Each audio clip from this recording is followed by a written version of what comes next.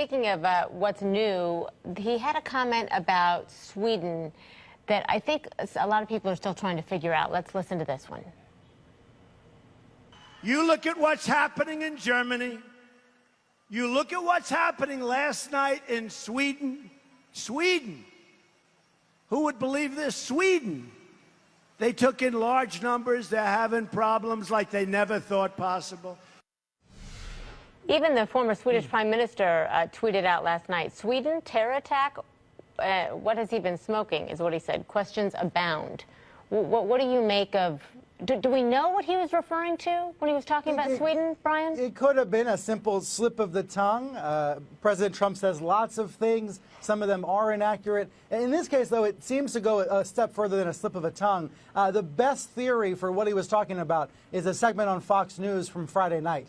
We know the president consumes lots of cable news, lots of television news coverage. So it seems to be this segment on Fox from Friday night.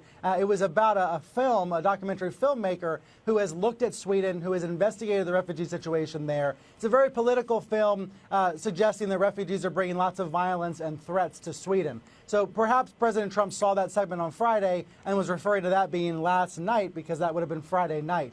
There are challenges throughout Europe with the integration of refugees.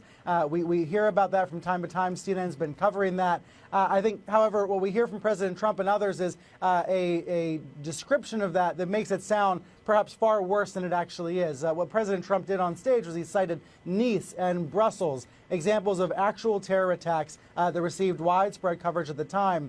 Those are not everyday incidents, however. Those are newsworthy because they are rare and they are violent incidents involving terrorists in those countries. So with regards to Sweden, nothing in Sweden from Friday night, but it maybe was that Fox News segment.